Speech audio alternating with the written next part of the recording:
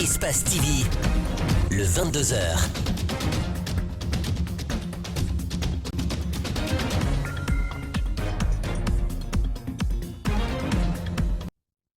Très heureux, mesdames et messieurs, de vous retrouver pour cette nouvelle édition du 22h, dont voici les principaux titres. Quels sont les résultats des premières doses du vaccin russe contre la Covid-19 injectées aux membres du gouvernement? L'Agence nationale de la sécurité sanitaire était devant la presse ce mardi pour une large communication sur le Sputnik V et les résultats sur les sujets touchés. Jusqu'à présent, dans la préfecture de Kerouané, le bitume est un rêve que certains citoyens ont d'ailleurs cessé de faire depuis un bon bout de temps. La route nationale numéro 1, Cancan-Kerouané-Beila, étroite, dégradée, représente un véritable calvaire pour les usagers. Et puis le grand angle de la rédaction de ce soir s'intéresse au secteur de la pêche, pourvoyeur de recettes et d'emplois. Il est miné cependant par le diktat des gros chalutiers qui pratiquent très souvent de la pêche illicite.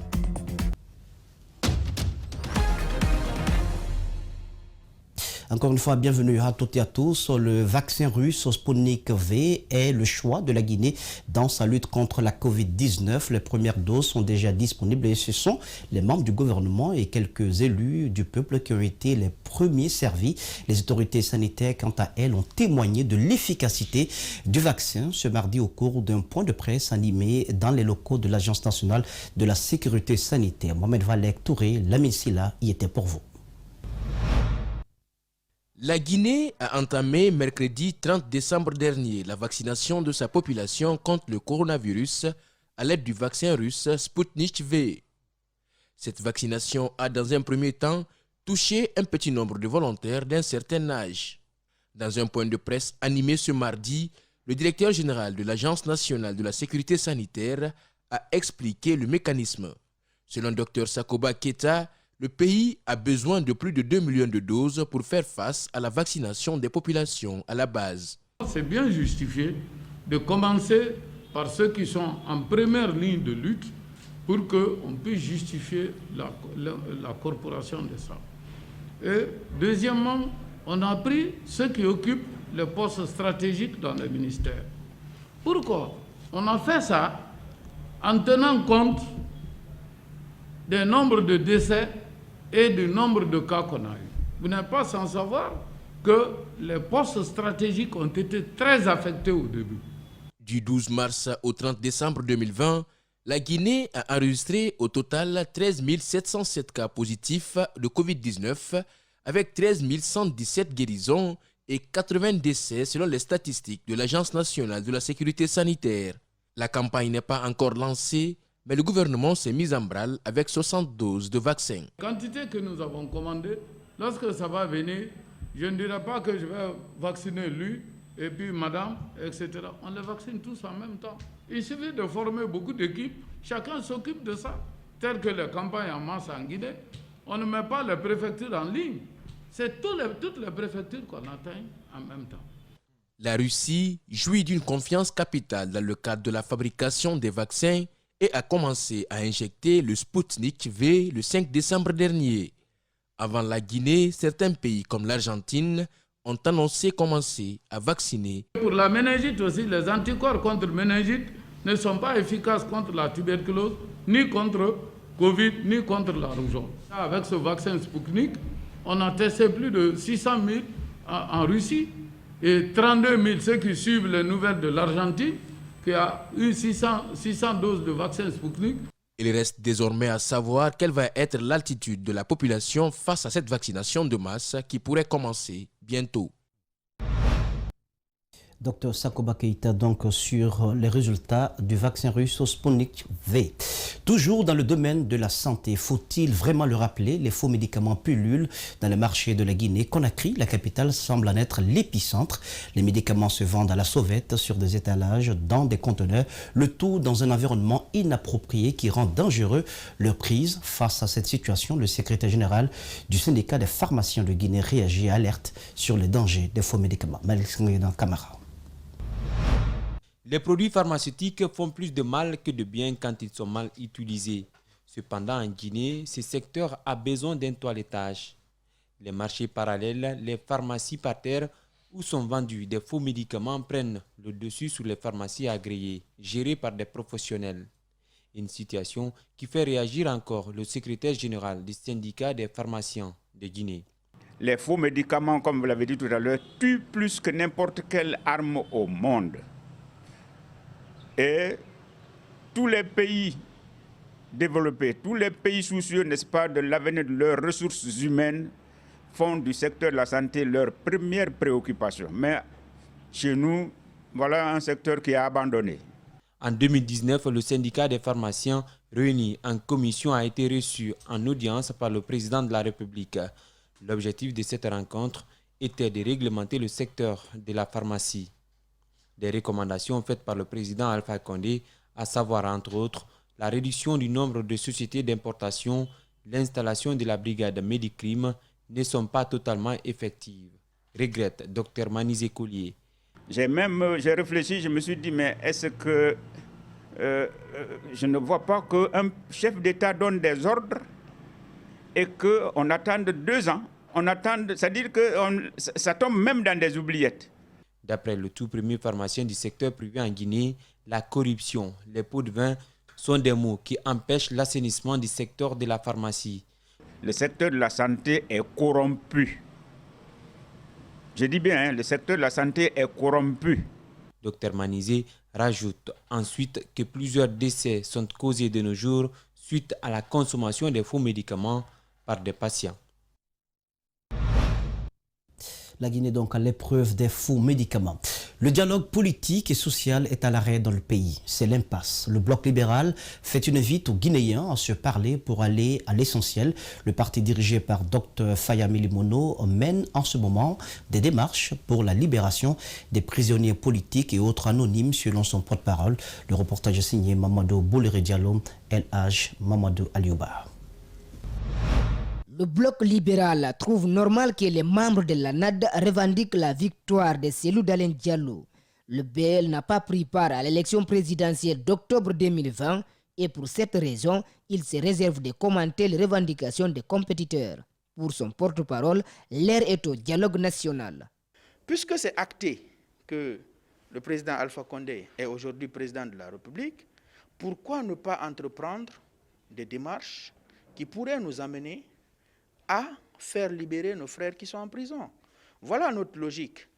Malheureusement, ce n'est pas compris par tout le monde, mais il n'y a aucune autre intention derrière. Le président du bloc libéral multiplie des rencontres pour négocier la libération des prisonniers dits politiques et autres anonymes, informe le porte-parole du parti. Faya Milimono se serait même entretenu avec le président de la République. Je sais qu'il a rencontré Damaro, honorable Damaro.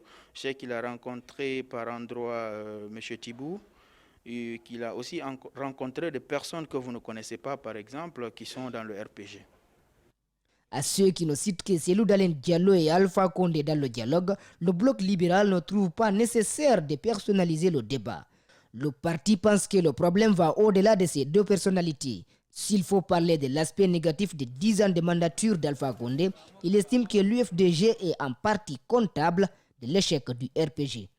Tant qu'on est dans ces calculs mesquins pour dire que oui, l'opposition guinéenne se résume à Cellou Dalein, ce qui n'est pas vrai, parce que je vais vous dire la vérité, beaucoup d'erreurs côté opposition sont de la faute de l'UFDG. Parce que s'ils avaient vraiment joué leur rôle, aujourd'hui nous ne parlions pas de 3e mandat. En ce qui concerne le FNDC, Aboubakar Sidiki Ouattara indique que le front est victime de 3 groupes en son sein. Le premier groupe est composé de ceux qui ont été chez le Premier ministre pour une consultation nationale. Le deuxième a participé au double scrutin législatif référendaire et le troisième a pris part à l'élection présidentielle du 18 octobre dernier. En vue de maîtriser et sécuriser le parc automobile national, le gouvernement guinéen a initié un BOT pour la réimmatriculation et l'immatriculation des engins roulants dans les 8 régions administratives du pays. Cette opération, qui devra permettre de sécuriser les recettes administratives dans le secteur, est exécutée par la société DSD Guinée. La société a invité ce mardi la gendarmerie routière pour leur expliquer le contenu du projet. Compte rendu, Zena Bangoura, Ibrahim Kamara. C'est un projet qui consiste à mettre en place un système intégré d'immatriculation informatisé, performant et évolutif. Il permettra également de gérer de façon efficiente les ressources financières et maîtriser le nombre d'engins roulants dans le pays. Le projet est exécuté par l'entreprise DSD Guinée, entendez Documents sécurisés de Guinée. Nous avions mis des éléments de sécurité qui permettent de détecter tout de suite les fausses informations. On a un code QR dans lequel se trouvent répertoriés tous les éléments liés à l'immatriculation du véhicule. Donc, très facile pour les agents de sécurité d'identifier une carte grise par rapport à son propriétaire. Pour la réussite du programme, la société de gestion du projet a invité la gendarmerie routière à faire la lumière sur tous les processus qui entrent en jeu. Tout ce que nous faisons dans le cadre de ce projet, il faudrait absolument que nous leur donnions un privilège pour qu'ils puissent d'un côté remonter les informations par rapport au délit de fuite, au cas de vol, etc. et sécuriser en même temps les usagers. Pour ce système d'immatriculation et rématriculation, le directeur de projet précise les voies à suivre. Les usagers vont d'abord à la banque, ils versent leur tarif d'immatriculation dans un compte conjoint au niveau de la banque. Il revient avec son bordereau. Devant l'équipe, il y a les experts techniques. Il va faire l'expertise technique. Après l'expertise technique, on va lui remplir sa demande d'immatriculation et il rentre dans le processus d'immatriculation. Je vous avoue qu'en 20 minutes, il est immatriculé. Depuis 1992, le pays n'a pas connu de réimmatriculation selon le directeur. Une initiative saluée par le commandant de la gendarmerie routière. Pour lui, aucune fraude ne sera possible avec ce système. Il y a beaucoup de coupeurs de route. Ils utilisent des véhicules, après tout, ils s'enfuient. Mais après que le projet là, si on a les numéros d'immatriculation de ces véhicules-là, à travers ça, au centre, on peut venir chercher les intéressés et probablement mettre main sur ces bandits. Pour la bonne exécution, DSD Guinée a recruté 300 agents qui seront déployés dans les différentes zones du pays. Les travaux de l'atelier de revue et de validation des curricula pour la mise en place d'un master en gouvernance foncière de l'Université de Kindia ont démarré ce mardi dans la Cité des Agrumes. C'est une initiative de l'université dont l'objectif vise à finaliser et valider le curricula du master en gouvernance foncière. Le coup d'envoi de cette activité a été donné par le ministre de l'Enseignement supérieur et de la Recherche scientifique, Aboubakar Silla, depuis Kindia. Pour cette journée inaugurale de l'atelier, une dizaine de communications ont été faites en vue de permettre aux participants de bien comprendre la complexité et le caractère transversal du foncier. Cela pour permettre à ce que la revue de ces curricula tienne compte des exigences de l'employabilité des diplômés de ce master ainsi que des préoccupations de l'ensemble des acteurs du développement national au travers du foncier. On a compris que le foncier est l'un des facteurs qui bloque le processus de développement de l'Afrique. L'articulation n'est pas adéquate entre la façon dont la teneur des textes juridiques sur le foncier fonctionne et les pratiques locales. Ce qui fait qu'on assiste à une récurrence et à la complexité de conflits fonciers, ce qui ne permet pas d'engager des projets de grande envergure qui touchent le foncier. C'est une initiative de l'Université de Kindia en collaboration avec le réseau d'excellence pour la gouvernance foncière en Afrique, NELGA. Des experts en gouvernance foncière venant des universités partenaires ouest-africaines francophones, ainsi que d'une diversité d'acteurs nationaux dont les domaines d'intervention touchent au foncier, prennent part à cette rencontre. Nous voulons développer, nous voulons aider à mettre en place au niveau des universités et des instituts de recherche des masters qui s'adressent aux étudiants qui sont en phase finale de formation universitaire pour leur donner une spécialisation foncière. Finaliser et valider le curricula du master en gouvernance foncière est l'objectif de cet atelier régional. En présidant la cérémonie d'ouverture de l'atelier, le ministre de l'Enseignement supérieur et de la Recherche scientifique s'est réjoui de cette initiative des autorités de l'Université de Kindia. Mise en place d'un tel programme de master à l'Université de Kindia, grâce aux autorités de l'Université de Kindia, avec le partenariat d'autres experts de NELGA, Et nous nous réjouissons, vu les difficultés liées à cette gouvernance foncière. Pendant 4 jours d'affilée, plusieurs thématiques seront débattues durant cette rencontre. Les étudiants guinéens inscrits à l'Institut Polytechnique de Yamoussoukro n'ont pas bénéficié de leur bourse d'entretien depuis 9 mois maintenant. Après un battage médiatique et l'impact des grandes gueules, le ministère de l'Enseignement supérieur brise le silence et rassure que ces bourses seront payées d'ici le 31 janvier prochain. Adjani Maba, conseillère chargée de mission au ministère de l'Enseignement supérieur, est un micro d'Alseni Bari et d'Abdoulaye Kamara. Près de 40 étudiants guinéens fréquentent l'Institut Polytechnique de Yamoussoukro en Côte d'Ivoire. Ces étudiants ont du mal à joindre les deux bouts. Depuis 9 mois, ils ne perçoivent pas leur bourse d'entretien de 30 000 francs CFA, soit plus de 600 000 francs guinéens. Nous avons été pris par un concours de circonstances. Vous connaissez le contexte actuel, la pandémie, des retards de paiement, des retards d'entrée d'argent. C'est ce qui est à l'origine de tout ce grand retard. Le retard que connaît le paiement de la bourse d'entretien est une première dans notre pays depuis l'envoi d'étudiants en Côte d'Ivoire. Le ministère de l'Enseignement supérieur rassure que les frais d'inscription au concours de fin d'année seront régularisés d'ici le 31 janvier 2021. Suivront les bourses d'entretien. Nous avons déposé tous les dossiers et les engagements ont déjà été faits au niveau du budget. Nous attendons le retour à partir du ministère des Finances pour le paiement. C'est tout à fait normal qu'ils s'inquiètent parce que la date limite de dépôt des inscriptions pour les concours, c'est le 31 janvier. Mais nous, on fera tout notre possible pour que ne serait-ce que le paiement des inscriptions au concours soit réglé d'ici cette date. Ces étudiants, une fois diplômés, auront une importance capitale dans notre pays. Déjà, la première promotion de 3 ingénieurs est sortie de l'école polytechnique de Yamoussoukro cette année. Nous espérons que ces ingénieurs de haut niveau que nous formons à l'extérieur, avec un investissement assez lourd et un suivi vraiment régulier, pourront revenir au pays et être insérés dans nos sociétés et dans l'administration publique. Ce serait vraiment dommage qu'on ait fait tous ces efforts et que ce soit d'autres pays ou d'autres sociétés qui profitent de ces enfants. Certains étudiants guinéens qui évoluent en Inde n'ont également pas reçu leur bourse d'entretien.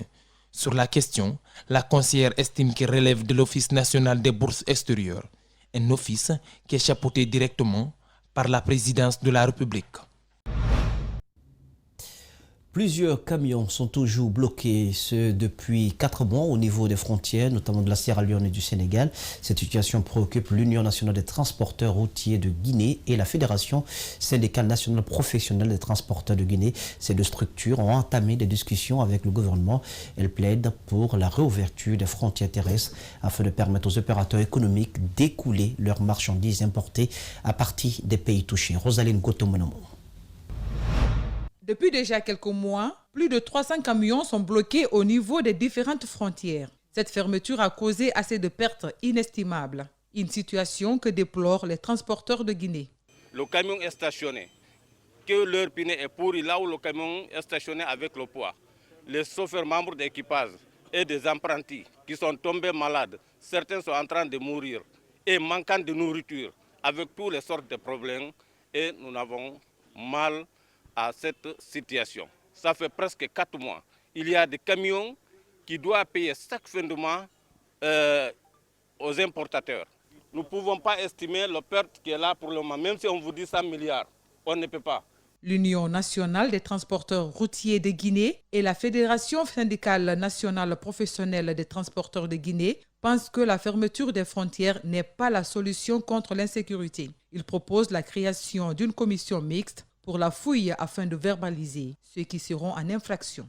Un camion qui transporte la marchandise au niveau de la frontière, on peut créer par exemple une commission mixte pour fouiller tous les camions, effectuer une fouille pour les camions, pour que le camion soit libre, voir la marchandise qui doit être dédouanée et libérer tous ces camions.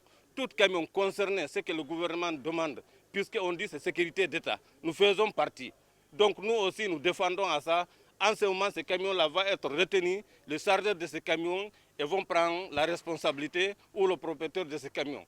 Ces deux structures ont conjointement fait des correspondances adressées aux autorités du pays. Des requêtes qui n'ont pas encore connu de réponse favorable. Ils ne se découragent pas et continuent de demander doléances pour la libération des frontières. On vient auprès de l'État de demander et de trouver la solution pour le transporteur pour nous permettre de vivre. Il y a autre chose qui est dans ça là, mais ce qui nous intéresse d'abord pour nous aider à libérer les transporteurs qui sont là.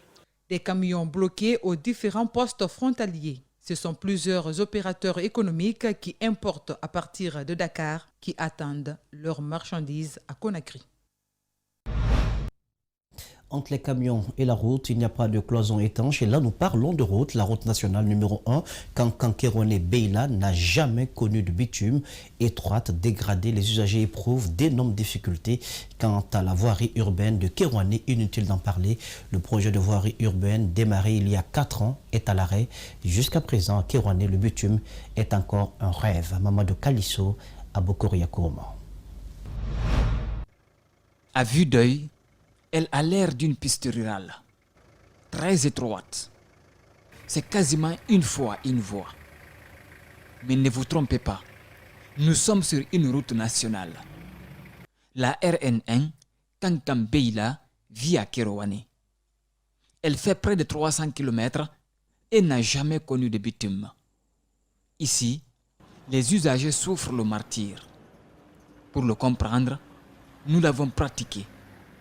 Actuellement, le ministère des Travaux publics, à travers la Direction nationale d'entretien routier, a entamé des travaux d'entretien avec une entreprise locale.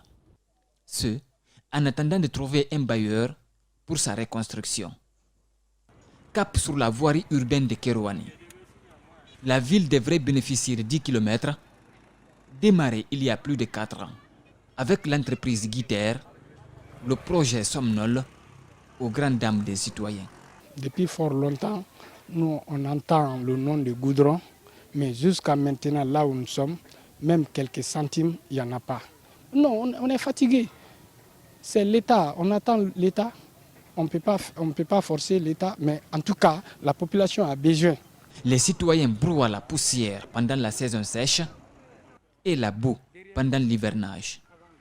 En matière d'infrastructure, à Kérouané, l'unique projet est le pont sur le fleuve Milo, en cours de réalisation. La ville est l'une des plus démunies en Guinée. Elle manque de tout. Quand tu prends, en Haute-Guinée, il n'y a pas une préfecture qui n'a pas vu le goudron, sauf à Kérouané. Franchement dire. Le bitume, les habitants en rêvent. On se demande combien de temps encore ils resteront prisonniers de leur sentier. L'ancien Premier ministre guinéen Cabinet Komara fait parler son cœur. Il vole au secours des populations de Nabaya, de la région de Kankan, en leur offrant un camion au service de la protection civile, notamment selon le donateur. Cette action s'inscrit dans le cadre de l'amélioration des conditions de travail des sapeurs-pompiers sur le terrain. Alpha Ouma Koïta est notre correspondant régional. Ce don composé d'un camion, 7 paires de chaussures, 12 rouleaux de raccord réserve, 133 masques de protection et une échelle est l'œuvre d'un fils du tiroir en la personne de l'ancien Premier ministre guinéen, Cabinet Komara. La cérémonie de remise de ces équipements a eu lieu vendredi dans l'enceinte de la cour de la grande mosquée de Kankan en présence des autorités administratives, de la notabilité et des religieux.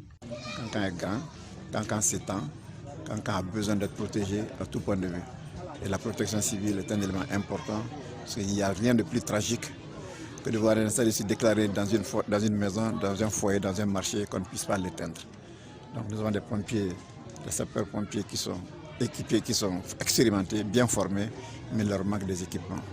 Donc leur volonté de ne pas s'exprimer sans équipement.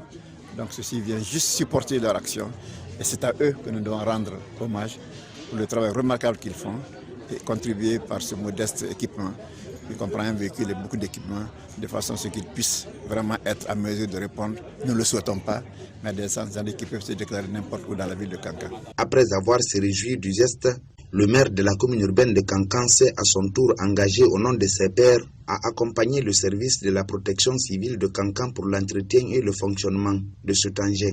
L'année 2021, la mairie mettra tout en œuvre pour faire un fourrage et un château d'eau au siège de la protection civile pour leur permettre de s'approvisionner régulièrement de l'eau sur place.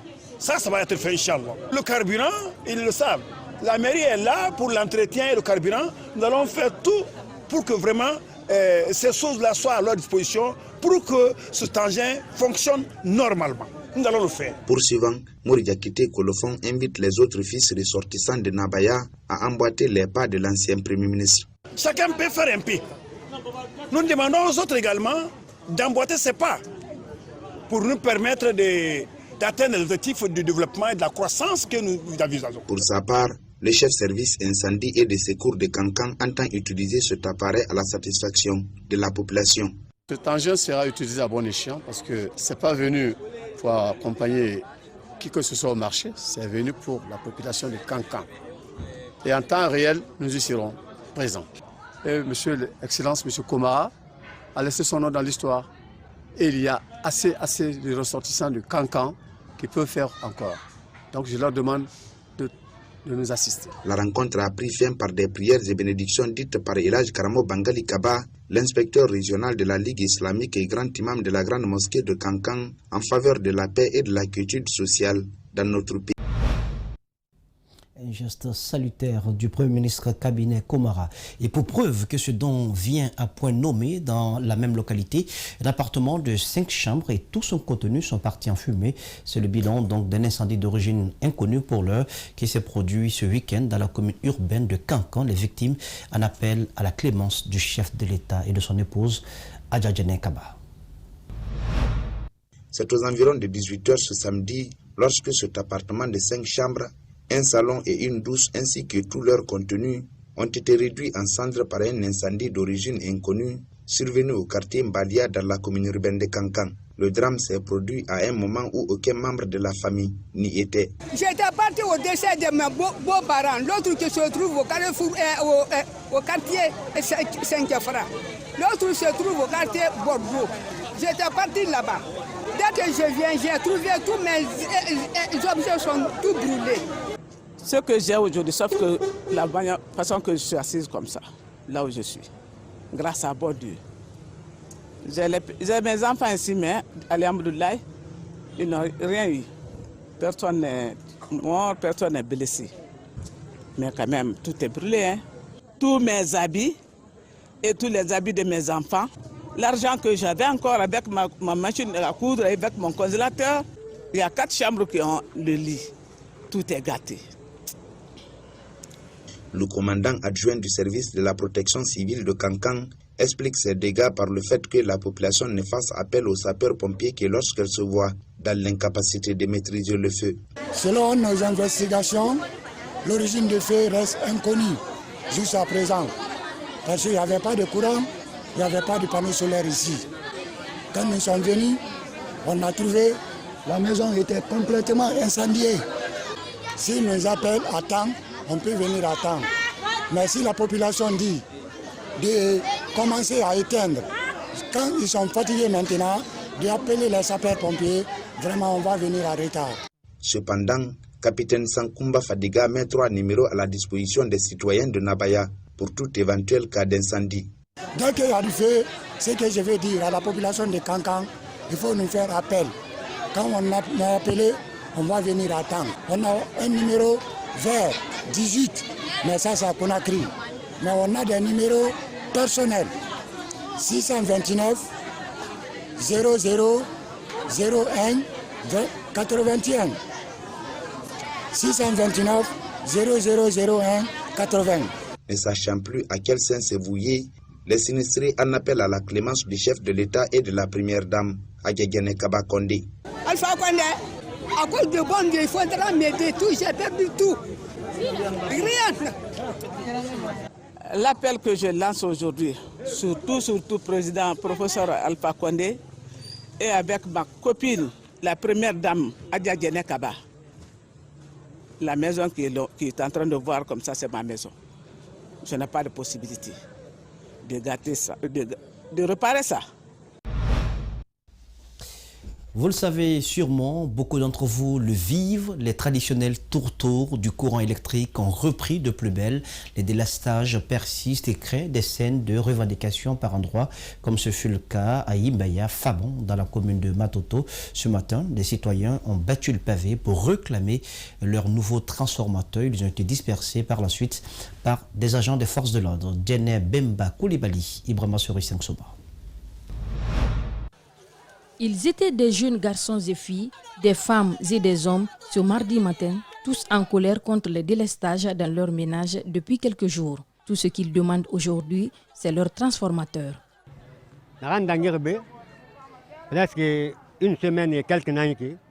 Notre transfo est tombé en panne. Ça fait plus d'une semaine, nous sommes dans le noir. Ils ont envoyé un autre transformateur. Ce matin, les citoyens ont pris d'assaut la rue. Ils ont érigé des barricades. Je ne les condamne pas. Tout le monde n'a pas la même réflexion. Pour obtenir un transformateur, les citoyens auraient bien cotisé, comme le témoigne ce jeune. Ils ont juste essayé de sortir faire une sensibilisation afin que les gens payent la cotisation. On a payé ça, mais jusqu'à présent, il n'y a pas d'électricité. Qu'est-ce qu'ils disent? Ils nous envoient des transports en disant qu'il y aura l'électricité dans quelques jours. Mais jusqu'à présent, on n'a pas eu de courant. Il n'y a pas de courant ni de l'eau. Fatoumata Kamara, qui accuse le chef de secteur d'avoir appelé la sécurité, déplore l'attitude des agents qui se seraient attaqués au domicile des citoyens. Nous, on était sortis barricader la route. Le chef de secteur a appelé les forces de l'ordre. Les agents sont venus depuis le matin. Au lieu de nous dire d'enlever le barrage, ils ont jeté des cailloux sur nous.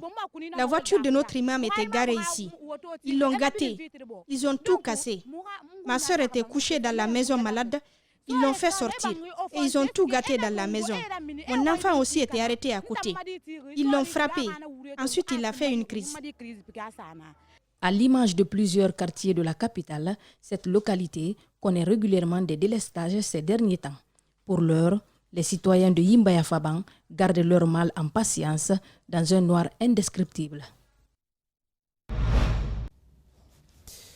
La pêche est l'un des plus grands secteurs pourvoyeurs d'emplois et de recettes en Guinée. Plus de 9000 familles vivent de ce secteur selon les estimations, mais la pêche est menacée par la pêche INN et illicite non déclarée, des pratiques très nocives pour l'écosystème et la sécurité alimentaire. Des expatriés, notamment des Chinois, sont régulièrement pointés du doigt par les armateurs locaux.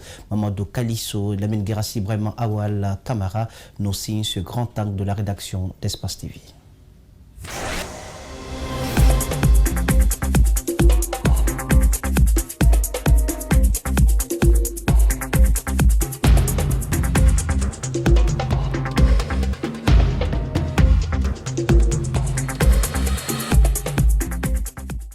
Des milliers de familles vivent des retombées de la pêche en Guinée. Ce secteur emploie près de 200 000 personnes, dont 65 000 directs. Cette activité génératrice de revenus est sérieusement menacée. Ces dernières années, des chalutiers étrangers pêchent dans des zones non autorisées.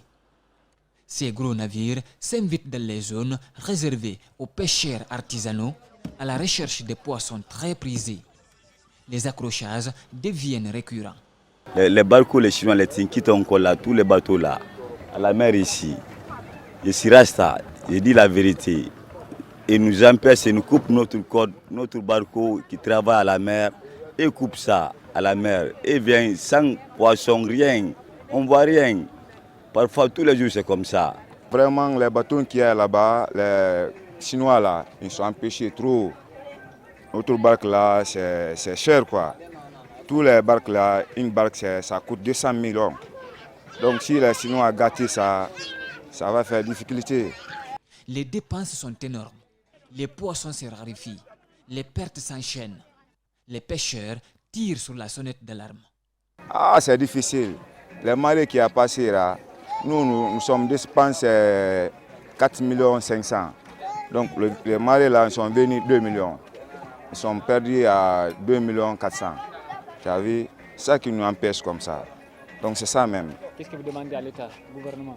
Nous sommes demandé à l'État, il ne peut nous aider.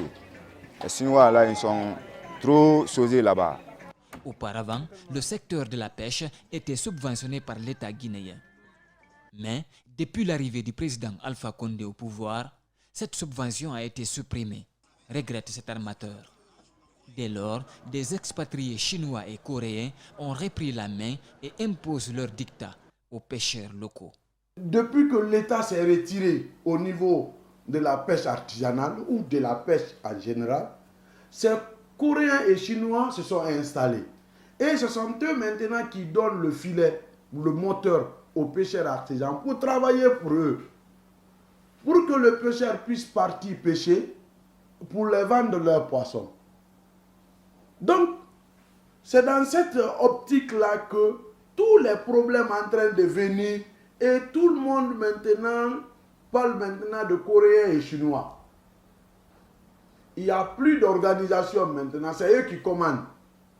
C'est eux qui commandent notre activité. Le pêcheur guinéen aujourd'hui est obligé de venir se soumettre aux conditions des Coréens et Chinois en Guinée. Première condition, les pêcheurs nationaux doivent rembourser leurs dettes par des produits de pêche. Ensuite, ils doivent vendre leurs poissons à leurs créanciers. Le Chinois n'achète pas le poisson aux Guinéens pour le marché national là. Non, c'est pour l'exporter. Ils le fassent pour ça. Le marché local, c'est vrai, au profit de l'exportation. Le stock de produits halieutiques baisse de façon drastique. Les prix grimpent, le panier de la ménagère en pâtit. Les gros bateaux du Chinois là ne travaillent pas bien, donc ça aussi ça nous fatigue. Quand le poisson vient, ça trouvera que le poisson est petit. Si c'est petit comme ça, là, ils vont nous donner cher. Si on nous donne aussi, parfois on vient ici le matin jusqu'au soir, il faut qu'on nous aussi, on gagne quelque chose dessus. Donc nous aussi, on va vendre peut-être, on va gagner quand même. Donc si on gagne un peu, les femmes qui vont prendre pour le marché, ça trouvera que ça va être cher dans le marché là-bas. Tout ça là, ça va se retomber aux femmes qui sont au foyer là-bas. Autre fait, ces gros navires utilisent un système de dragage des poissons qui menace l'écosystème. Cet autre acteur de la pêche interpelle l'État. Quand ils vont en mer, tu sais, ils ont les relais, comment dire, les phares là. Ils vont mettre ça sur l'eau. Même quand le poisson se trouve à Bellevue ou à Conakry, ils vont venir tous se regrouper. Après maintenant, ils vont encercler sur le filet. Ils ne laissent même pas même le coquillage qui est en mer au fond. Ils ne laissent pas. Ils vont remplacer tout. Ceux qui ont besoin, ils prennent ça, l'autre là, ils versent ça dans l'eau. Donc ça, c'est pas bon. Le président de la République s'implique pour un contrôle strict de l'octroi des licences de pêche.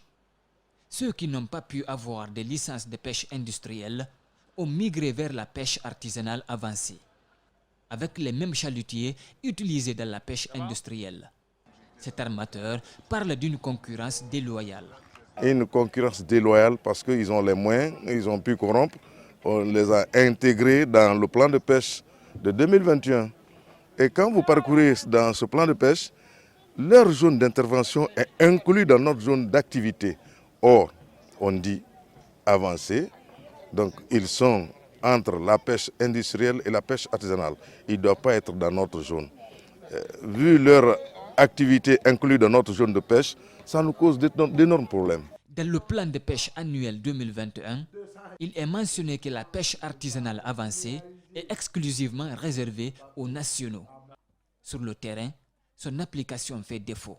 C'est la pêche artisanale motorisée qui est réservée aux ressortissants de CEDEAO. Mais les pêches artisanales avancées, c'est réservé aux Guinéens. Mais est-ce que c'est appliqué en Guinée? Non, ce n'est pas appliqué.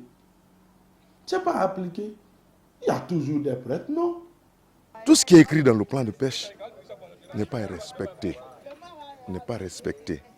Est-ce qu'ils sont chargés de veiller au respect de ce qui est dans le plan de pêche? C'est l'administration. Nous, on n'a que la force de proposition, on n'a pas la force de répression. La surpêche et la pêche illicite menacent non seulement l'écosystème, mais aussi la sécurité alimentaire des populations. Ces acteurs de la pêche invitent le chef de l'État à gouverner autrement dans ce secteur. Donc autrement le secteur des pêches, c'est ce grand angle de la rédaction d'Espace TV qui met fin à cette édition d'information. Merci mesdames et messieurs de l'avoir suivi. Merci aux équipes techniques et rédactionnelles. Les infos continuent sur Espace TV, la télé d'une autre planète. Bonsoir.